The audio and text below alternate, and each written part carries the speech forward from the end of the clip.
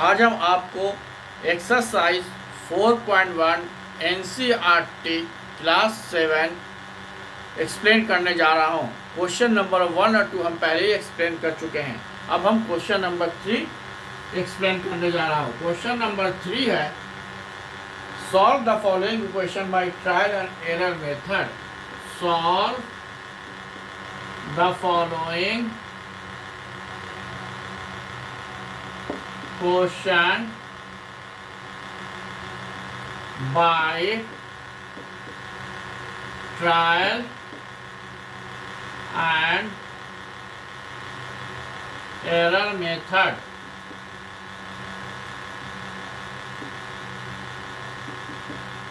मतलब कि क्वेश्चन हमारा दिया हुआ है 5p + 2, 5p + 2, ये हमारा दिया हुआ है 5p + 2। First question number 5p + 2 = 17, ये क्वेश्चन नंबर 1 है।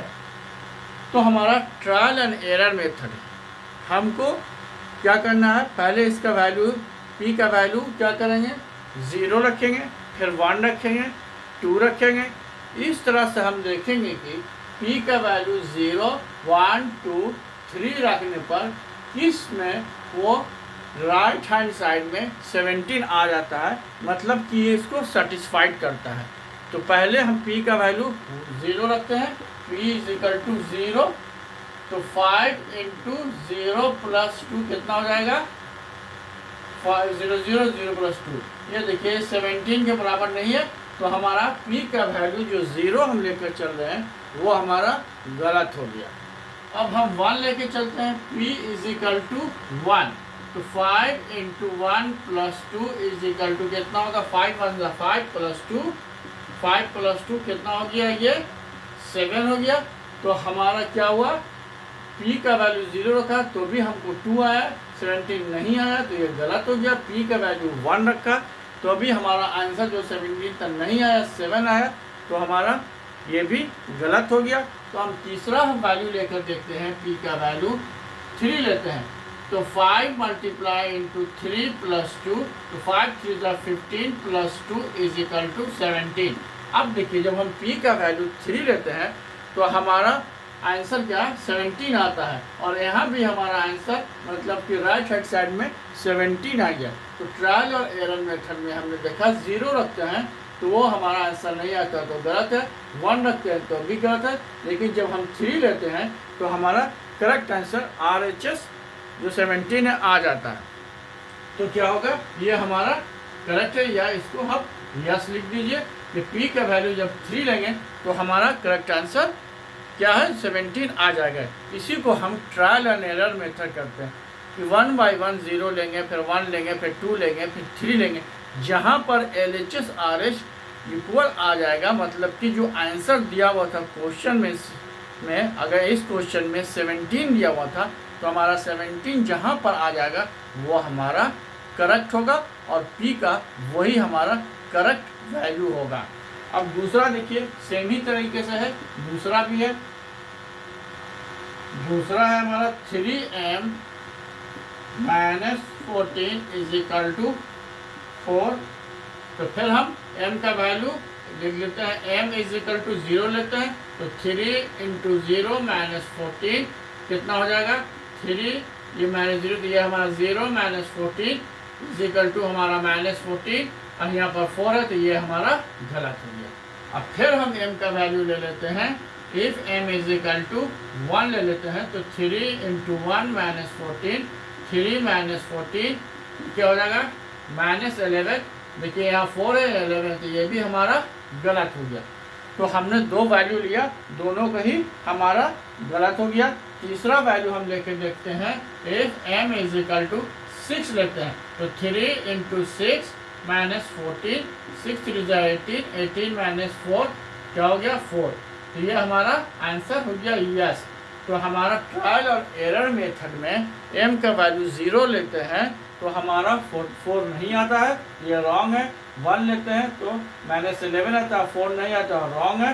जब हम 6 लेते हैं m का वैल्यू तो हमारा 4 आ जाता है। तो ये हमारा ट्रायल एरर मेथड से m का वैल्यू 6 लेते हैं तो हमारा RHS में जो 4 दिया हुआ है वो करेक्ट होता है।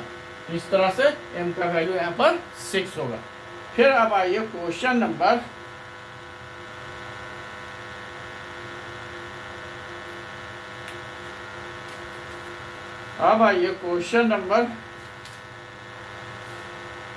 क्वेश्चन नंबर 4 में आते हैं। क्वेश्चन नंबर 4 क्या बोल रहा है? क्वेश्चन नंबर 4 कहता है write the equation for the following statement. क्या बोल रहा है? आप write the equation for the following, write the equation लिखना है। क्या क्वेश्चन क्या है? The sum of number x and 4 is 9। क्या बोलता है? The sum of number x, तो नंबर x है, सम है तो x प्लस कर दिया, x plus 4 is equal to 9। ये हमारा आंसर हो गया, 4 का 1 हो गया। 2 जिस तरीके से क्वेश्चन में बोलेगा वह उसी तरह से आगे बढ़िएगा। दूसरा बोलता है 2 सब्ट्रैक्टेड फ्रॉम y, मतलब कि y से 2 सब्ट्रैक्ट कर दीजिए तो कर दीजिए, y माइनस 2। और बोलता है इज 8, ये 8 के बराबर है तो ये हमारा 8 हो गया। 3 में आइए, 3 में बोलता है 10 times a is equal to 70। 10 times a तो 10a हो गया, is equal to 10 times a is equal to 70, ये 70 के बराबर है। अब आइए 4 में आइए, the number b divided by 5 give 6। Number b divided by 5, तो b डिवाइडेड बाई 5, डिवाइड का साइन हो गया, इज इक्वल टू 6, तो ये हमारा 6 हो गया। फिर आइए हमारा 5 में आइए, 3/4 ऑफ t इज 15। 3/4 तो 3/4 t इज 3/4 t इज 15, ये हमारा 15 है। यहाँ पर 3/4 इंटू टी भी लिखेंगे तो करेक्ट है, 3/4 t लिखेंगे दैट इज आल्सो करेक्ट। अब आइए 6 में आइए, 6 क्या बोल रहा है? 6 बोलता है 7 times m plus 7, 7 times m plus 7 is equal to 77, तो 77 हो गया। अब 7 में आइए, 1/4 ऑफ नंबर, 1/4 ऑफ नंबर, तो नंबर x है तो 1/4x, 1/4 of number x minus 4 gives 4, तो ये 4 देता है, ये हमारा 4 हो गया। इस तरीके से हम इसको क्या किए, इक्वेशन में लिख दिया। ये स्टेटमेंट दिया हुआ था उसको हमने इक्वेशन में लिख दिया। अब क्वेश्चन नंबर 5 है, इसका स्क्रीनशॉट ले लीजिए, then I am going to explain question number 5।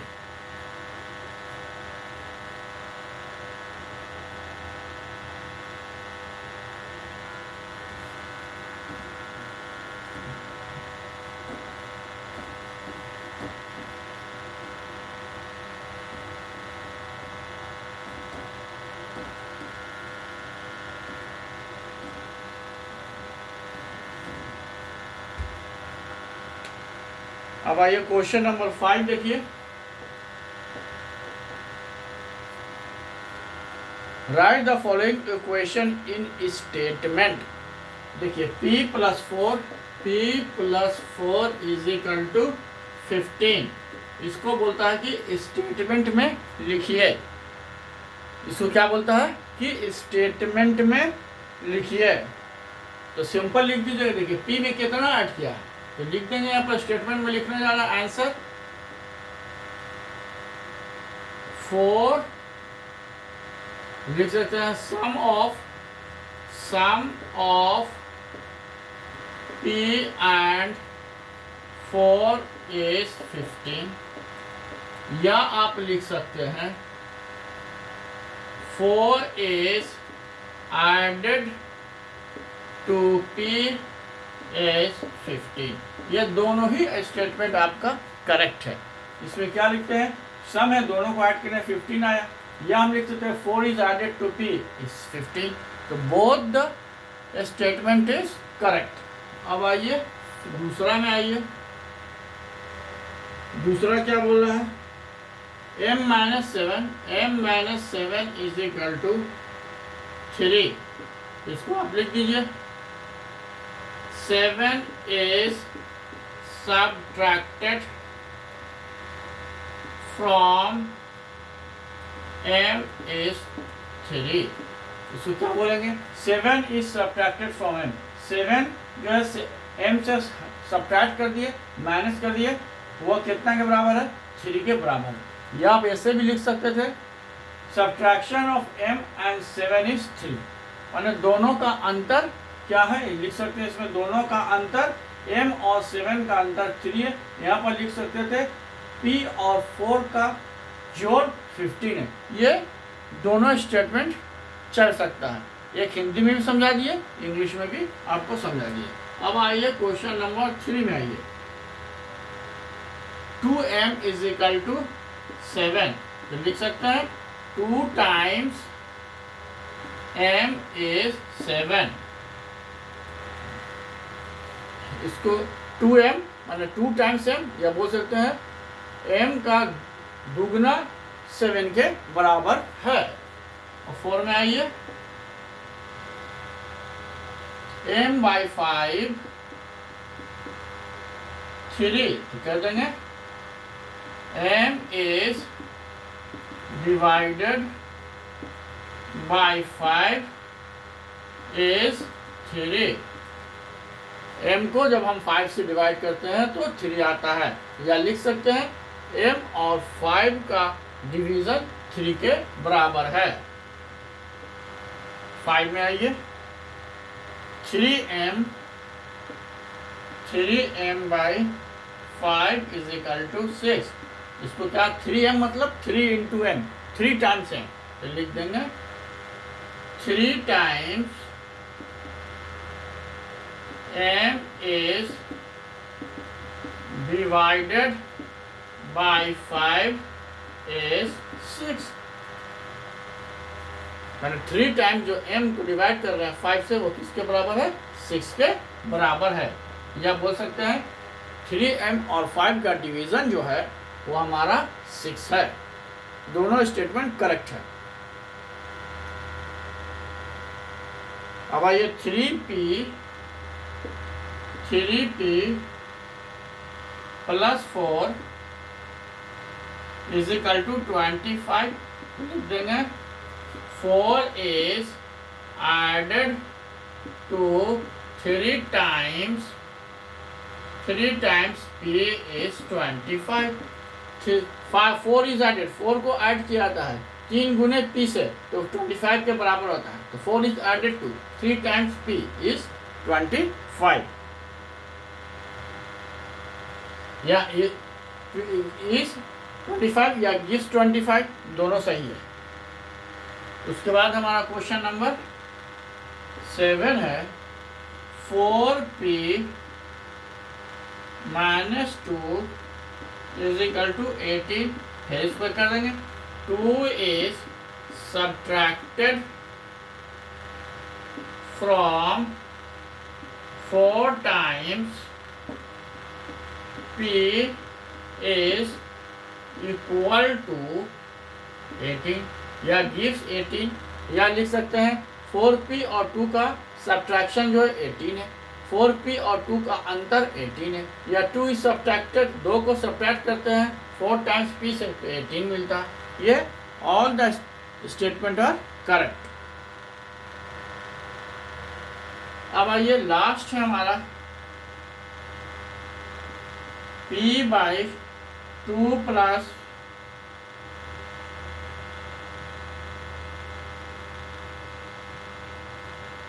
Plus 2 is equal to 8। इसको हम लिखेंगे नहीं, इसको हम आपको समझा देते हैं। p/2 plus 2, p/2 plus 2 is equal to 8। देखेंगे 2 is added to half p, p/2 मतलब हाफ p हो सकता है, या 1/2p भी हो सकता है, दोनों सही है। तो 2 is added to half p, या 2 is added to p/2 equal to 8। इसको आप अपने से लिख लीजिएगा। या लिख सकते हैं 2 is added to 1/2 added to half p is 8। Half p भी कर सकते हैं या 1/2p भी कर सकते हैं। एडेड टू हाफ p या added to 1/2p is 8। Both are correct. ये दोनों का है, दोनों ही सही है। अब हम क्वेश्चन स्क्रीनशॉट ले लीजिए। The next question I am going to explain.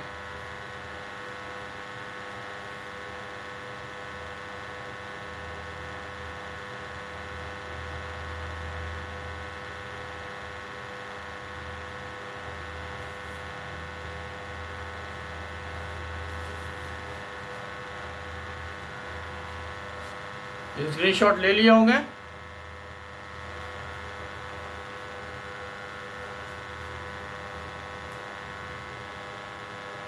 अब हम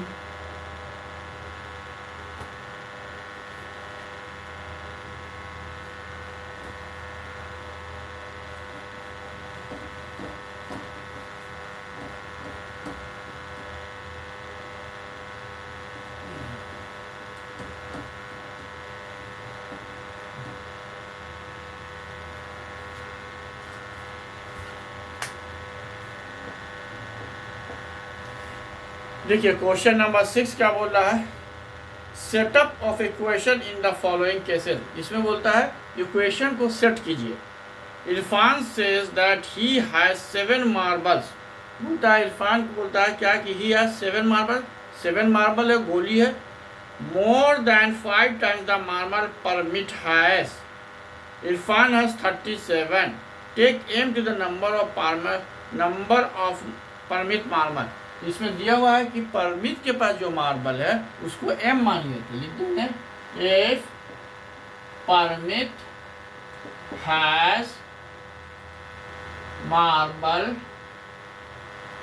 इज इक्वल टू x मान लिया। चलिए अब क्वेश्चन बोलता है Irfan says that he has 7 more marble than 5 times the marble has. 7 more marble than 7 times, तो 7x कर देते हैं इसको। 7x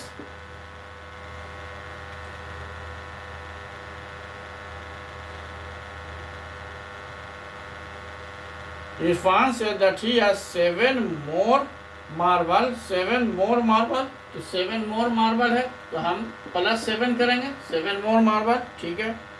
7 more marble than 5 times the marble permitted। 5 times तो 5x हो गया। 5 times मतलब 5x हो गया।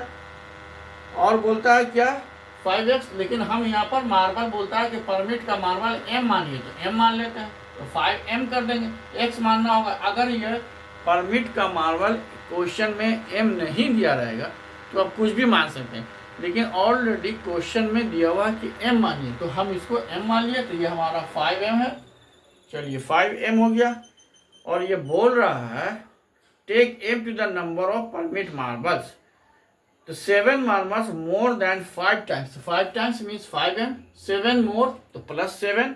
और कितना बोलता है इरफान हैज 37। ये इरफान का मार्बल है और क्वेश्चन में ही बोलता है इरफान हैज 37 मार्बल, तो इरफान हैज 37 मार्बल कर देते हैं। Set the question the following.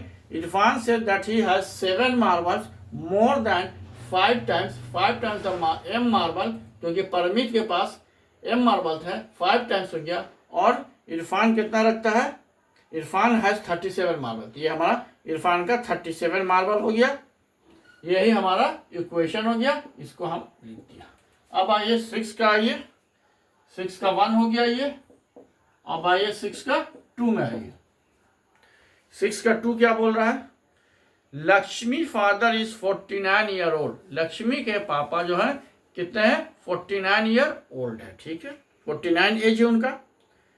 He is 4 years older than 3 times Lakshmi's age. Lakshmi के एज से वो क्या है, 4 years older than 3 times.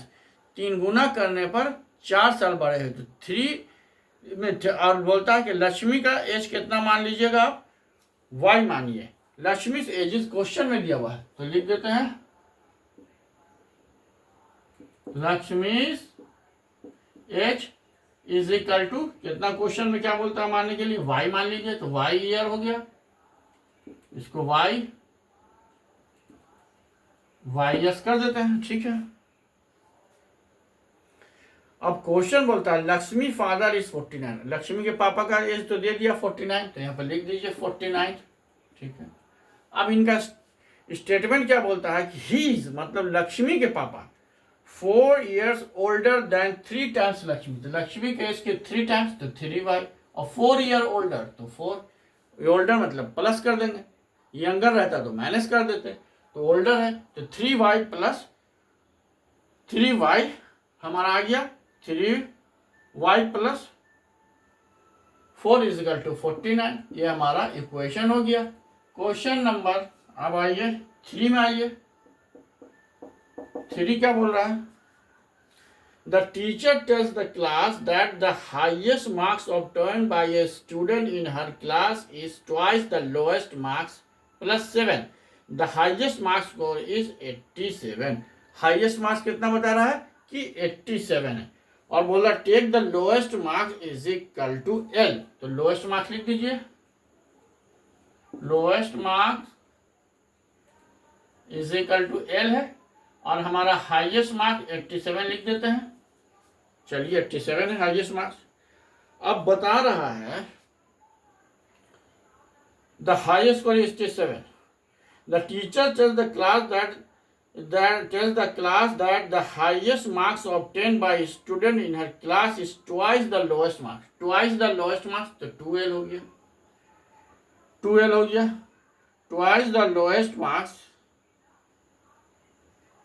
Plus 7 तो प्लस 7 कीजिए, 2l plus 7 is equal to 87, ये हमारा आंसर हो गया।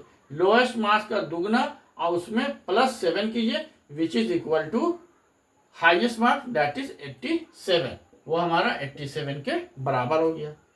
अब आइए हमारा क्वेश्चन नंबर 4 बोलता है इन एन आइसोसेलेस ट्रायंगल। अब आइए आइसोसेलेस ट्रायंगल क्या, पहले ये देख लीजिए, आइसोसेलेस ट्रायंगल नाम दे दिया ए बी सी, तो A B any two sides are equal, isosceles triangle में कोई भी दो साइड्स इक्वल होगा, और जो दो साइड इक्वल होगा वो दोनों एंगल भी इक्वल होगा, मतलब कि ये एंगल और ये एंगल इक्वल होगा। अब आगे क्वेश्चन पढ़ते हैं, let the base angle in an isosceles triangle the vertex angle is twice either base angle. मान लिया इसको हम x मान लिए बेस एंगल को, क्योंकि दोनों बराबर तो दोनों x होगा, तो ये हमारा क्या हो जाएगा 2x हो जाएगा, क्योंकि क्वेश्चन बोल रहा है let the base angle be b degree if an isosceles triangle the vertex angle is twice either base angle। अब ये देखिए ये बेस एंगल x है तो ये भी x हो जाएगा, क्योंकि दोनों एंगल बराबर होता है आइसोसेलेस ट्रायंगल में, तो ये इसका डबल है तो 2x हो जाएगा। और हम जानते हैं कि sum of all the angles of a triangle is 180 degree, मतलब कि किसी भी ट्रायंगल का किसी भी त्रिभुज का तीनों कोण अगर हम मिलाएंगे तो क्या होगा 180 होगा, तो 2x plus x is equal to 180 degree हो गया। ऐड किए 2 प्लस 3 प्लस 4, ये 4x हो गया, ये 180 हो गया, x is equal to 180 by 4 हो गया, 4 4 जा 16 17 18 4 5 जा 20 हो गया, तो x का वैल्यू क्या आ गया हमारा, x का वैल्यू क्या आया 45 डिग्री, तो 2x कितना हो जाएगा 2x 2 into 45 is equal to 90 degree, मतलब क्या हुआ कि बेस एंगल जो होगा हमारा क्या होगा 45 डिग्री होगा, और जो वर्टेक्स होगा ये ऊपर का जो वर्टेक्स था ये वाला, ये एंगल कितना हुआ, वर्टेक्स इसमें 3 होता है 1 2 3, लेकिन क्वेश्चन में बोला है ऊपर वाला एंगल के बारे में बोल रहा है, तो ऊपर वाला एंगल क्या हो गया 2x है, तो ये हमारा 2x x हो गया, x का वैल्यू निकल गया 45, तो 2x 2 into x 2 into 45 90 degree, तो हमारा क्या हो गया, ये हमारा निकल गया कि हमारा या इक्वेशन बोलेगा तो सिर्फ हमारा इक्वेशन यहाँ तक कर देंगे 4x। इक्वेशन अगर सिर्फ बोल रहा है तो हम इक्वेशन जो है 4x is equal to 180 degree लिखेंगे। अगर एंगल बोलेगा, एंगल ऐसे क्वेश्चन में बोला नहीं है लेकिन हम समझा दे रहे हैं कि अगर एंगल बोलेगा तो एंगल भी निकाल सकते हैं। इन क्वेश्चन में बोला है कि खाली इक्वेशन लिखिए, इक्वेशन लिख देंगे 4x is equal to 180 degree. अब आप लोग इसका स्क्रीनशॉट ले लीजिए।